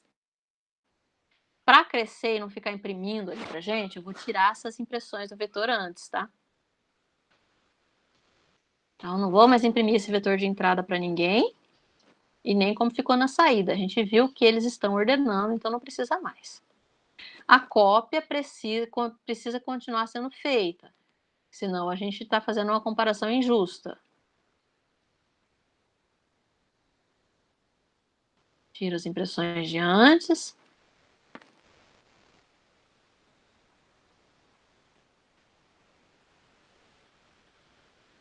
E de depois também. Quase acabando. E por fim, a gente testa novamente. Vamos testar com vetores maiores agora. Compila. Tamanho 100. Ó, o tamanho 100 já deu uma diferença aqui, ó. 34 pro Bubble, 19 Selection, 15 Insertion, 13 Merge, 9 Quick. Tamanho 500. 636 Bubble, 344, 187, 67, 61. Tudo em microsegundos. Tamanho 1000. 2.765, 1.454, 818, 153, 108. Então, a diferença, à medida que a gente cresce com a entrada, vai se tornando cada vez maior. Então, sempre lembrando, complexidade assintótica, né? A função quadrática vai crescer muito mais rápido do que a n log n. Então, por isso que o quick vai ser mais rápido. Em compensação, pessoal, olha, se eu chegar aqui e forçar que a minha sequência seja ordenada, ó, ou ordenada na ordem inversa, vamos ver aqui, o ordenada, tá? Olha o que ele vai fazer. Não era para fazer isso aqui. Não. Vou compilar aqui nesse outro. Olha o que ele vai fazer. Tamanho 1000. Ó, o bubble continua daquele jeito. Selection, mas perceba que como ele não está fazendo troca a cada passo, já diminuiu, ó. Selection. O insertion para o ordenado, lembra que ele é muito bom para o ordenado? O merge continuou bom e o quick acabou a complexidade dele. E se eu colocar na ordem inversa? Um menos i, por exemplo. Compila. Ó, agora o insertion também foi ruim. Tá? Bubble foi ruim. Por que o bubble foi ruim? Está na ordem inversa, pessoal, pior caso. Então ele troca sempre. Foi péssimo. O selection foi ruim como sempre. O insertion ficou muito ruim comparado com o que ele era antes, tá? O merge continua equilibrado, ele não é muito afetado por isso, e o quick também ficou bem ruim, tá? Assim como era quando estava ordenado. Então, o que acontece aqui? Por que quando ele está ordenado, ele é ruim, mas é bem pior ainda do que esse aqui? Porque o que vai acontecer aqui é que em algumas situações a gente vai ter que fazer mais trocas, em outras não, tá, pessoal? Então, no caso do insertion agora, como ele está na ordem inversa, ele arrasta todo mundo. E o quick, ele simplesmente, agora que está na ordem inversa, ele escolhe como pivô o menor elemento.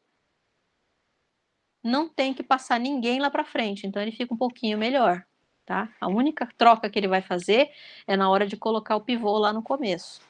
Tá? Quando ele está na ordem crescente mesmo, ele é um pouquinho pior, porque ele escolheu como pivô o último elemento. E aí todos os elementos pelos quais ele vai passar são menores do que ele. Então eu fico fazendo aquelas pequenas trocas para fazer com que o i vá lá para a posição n-2, tá? Então é por isso que isso acontece. Todo mundo entendeu? Pode cair. Alguém, tô esquecendo seu nome. Eu lembro que começa com A, o Ian. Adriano. Isso, Adriano, pode cair, tá? E vocês não precisam me responder de maneira formal, vocês precisam argumentar para mim, tá? Esse caso, o merge não tem. O Matheus perguntou que termo usa para esse caso do merge. O merge não tem uma entrada específica para qual ele se comporta muito bem e para qual ele não se comporta bem, tá? O que vai acontecer? Ele sempre vai fazer as comparações dos elementos e sempre vai dividir bem no meio. Então, sempre o caso médio, o pior caso e o melhor caso são bons. Tá? Ele vai se comportar sempre com n log n. Agora, insertion, ele é muito afetado pela ordenação. Se já tiver ordenado, ele é muito bom. Quick também, tá? O quick, se ele já tiver ordenado ou tiver na ordem inversa, ele é péssimo. Em compensação, se ele tiver misturado, bem misturado, ele tende a se comportar muito bem. Não tem um nome, não. Quando a gente faz análise de complexidade, Matheus, a gente pode falar que ele é ômega de n log n e é O de n log n também, tá? Então, a gente pode até usar uma outra notação, que é a notação θ. Então, é θ de n log n. Então, pior caso e o melhor caso são iguais nesse caso, tá? Mas para vocês eu não vou cobrar isso, não. O que vocês têm que saber? Vocês têm que saber o que é o melhor caso, quais são as características do melhor caso e do pior caso para cada algoritmo. E vocês têm que me falar qual é a complexidade nessas situações, tá? Argumentando, não precisa fazer complexidade formal, tá? Então, o que é interessante que vocês vejam é que se eu não forçar essa entrada, aqui essa entrada muito ruim, o Quicksort é muito bom. Por isso que o nome dele é Quick, tá? Ele tende a ser melhor do que os outros. Então, vou colocar aqui de novo. Eu vou até aumentar, pessoal. Vou colocar aqui tamanho 5.000 para vocês verem. O máximo. E vou compilar de novo.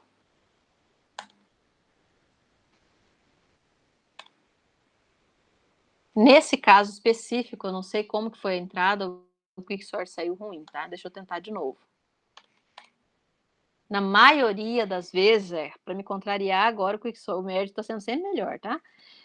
Mas aí é característica da entrada, porque como vocês viram, o merge ele é bem estável, independente da entrada dele. Agora o quick depende de características da entrada. Se eu conseguir gerar números em que fica aproximadamente na metade da divisão, ó, vou colocar 2.500. Ó, o merge está sendo sempre melhor nesses meus exemplos, que são gerados aleatoriamente, tá?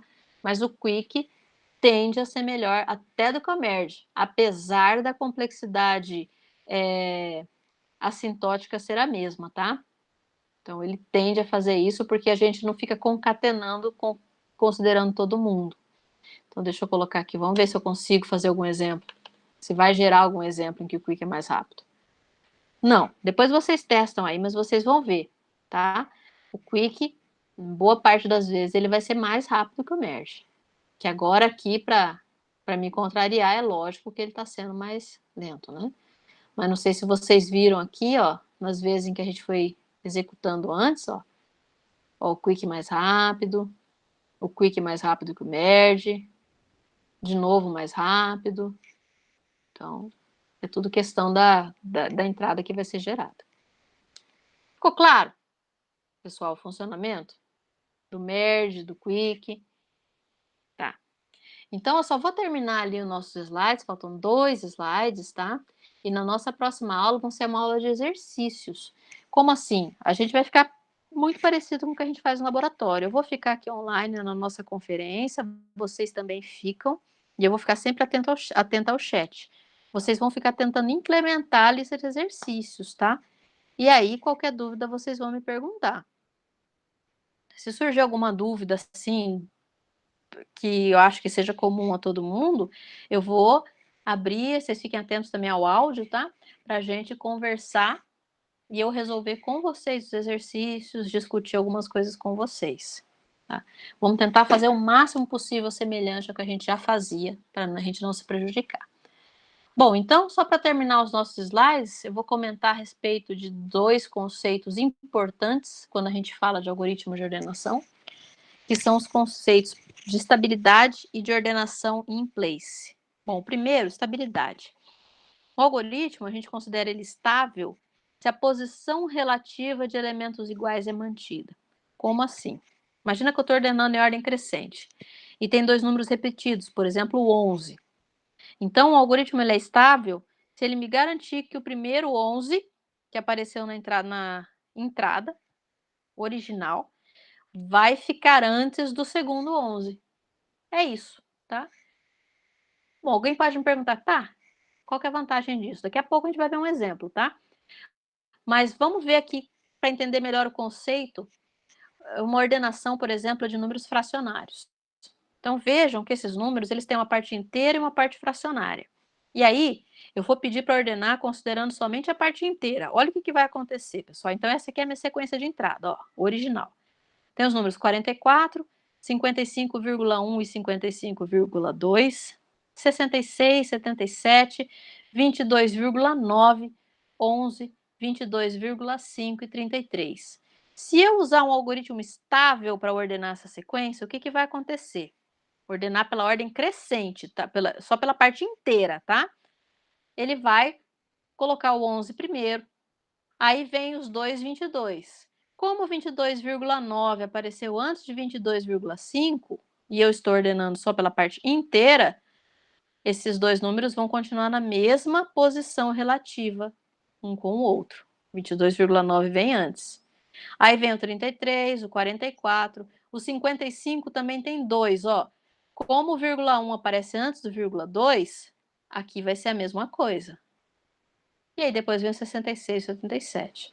Só que só pode ser garantido porque eu estou usando um algoritmo de ordenação estável. Se o algoritmo não fosse estável, eu não sei quem viria antes. Tá? Depende da execução do algoritmo. Bom, mas para que eu tenho que garantir que o algoritmo é estável ou não? Pessoal, vamos pensar num problema clássico, tá? Eu estou nas Olimpíadas e aí eu quero saber qual foi o posicionamento dos participantes, dos países. Como que a gente diz quem ganhou a Olimpíada? O primeiro colocado da Olimpíada é aquele que tem o maior número de medalhas de ouro. E se tiver empate no número de medalhas de ouro, vai pegar quem tem o maior número de medalhas de prata. Se tiver empate nos dois, vai pegar quem tem o maior número de medalhas de bronze. Então é essa a situação, tá? Como que eu resolvo esse problema? Mando ordenar por medalhas de bronze. Depois eu vou mandar ordenar os países por medalhas de ouro, de prata. E por fim, por medalhas de ouro. Como ele está mantendo as posições relativas das ordenações anteriores, se tiver empate na de ouro, ele vai desempatar com a de prata. E se tiver empate, ele desempata com as de bronze, tá? Isso só pode ser garantido se a gente estiver utilizando um algoritmo estável. Entenderam? Então, isso que é estabilidade, pessoal. Ele mantém as posições relativas. Com base nisso, eu não vou responder agora, eu queria que vocês pensassem um pouco. Quais dos algoritmos estudados, Bubble, Selection, Insertion, Merge e Quick, são estáveis? Pensem um pouquinho, tá?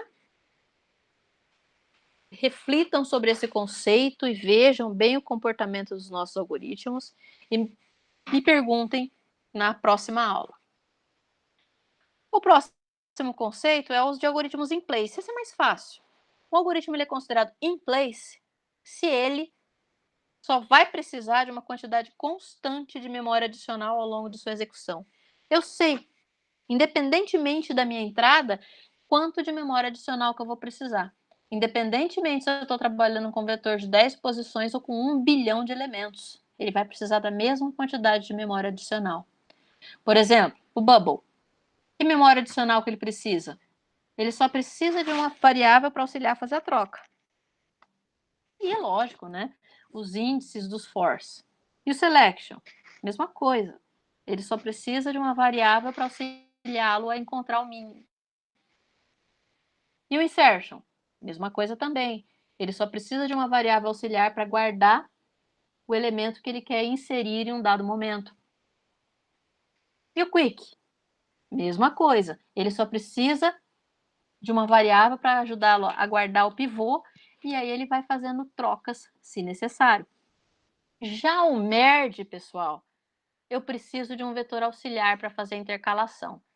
E esse vetor auxiliar tem que ser capaz de armazenar todos os elementos sendo considerados naquele passo da intercalação.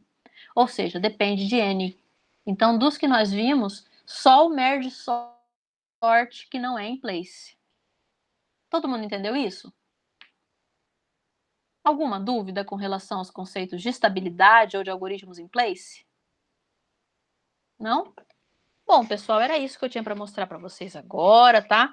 Eu peço desculpas pelos problemas operacionais de hoje. Vamos torcer para na segunda.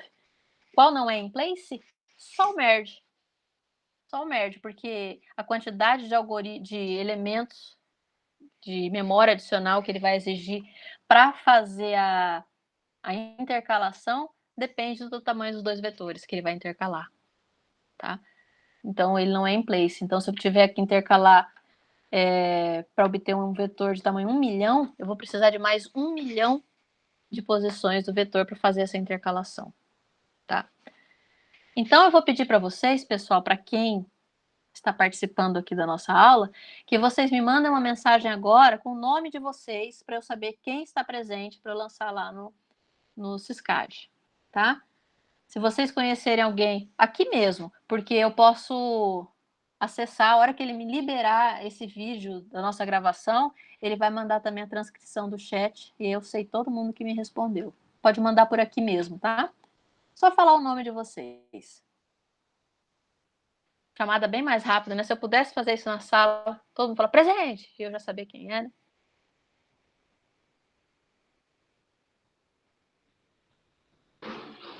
Assim que tiver disponível e que o Ava voltar, pessoal, não sei se ele já voltou. Acho que já deve ter voltado, porque o FMS já está no ar, tá? Ava. Eu vou disponibilizar o link para vocês acessarem, tá? Vou disponibilizar mais uns vídeos também e a lista de exercícios. E somente relembrando a todos, a nossa aula na segunda-feira vai ser para vocês resolver exercícios.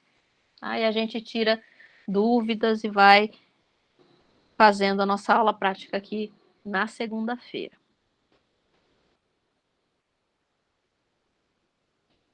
Alguém falou já voltou, já voltou? Eu tinha sumido de novo? Não sei. Bom, então, pessoal, o Ava já voltou, isso mesmo. É isso que vocês falaram, né? Já está de volta. Daqui a pouquinho eu ponho lá para vocês, assim que me disponibilizarem o vídeo. Bom final de semana. Quem tiver alguma dúvida e quiser conversar um pouco a respeito da nossa aula, é só ficar aí ao final da videoconferência que a gente pode conversar. Bom descanso, pessoal. Aproveitem para se cuidar, tá? Não fica passeando no final de semana, não. Até mais. Obrigada, pessoal. A gravação ela só para depois que sai todo mundo, tá? Então, se vocês não tiverem dúvida, é só sair da reunião e assim que todo mundo sair, encerra a gravação.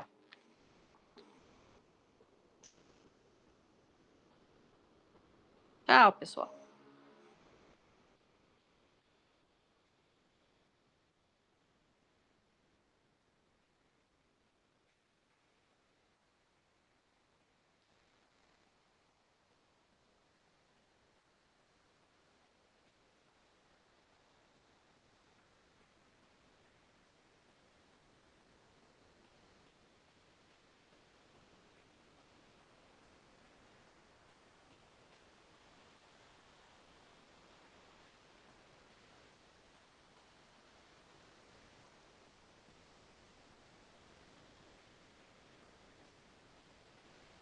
Aqui para mim ainda estão aparecendo 2 participantes, o Marcos, o Davi e o Rodolfo. Vocês têm alguma dúvida, meninos?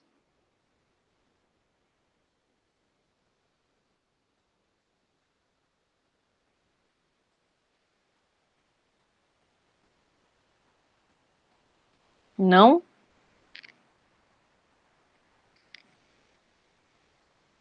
Então eu vou retirá-los aqui da reunião para poder encerrar, tá? E qualquer coisa entre em contato por e-mail. Até mais.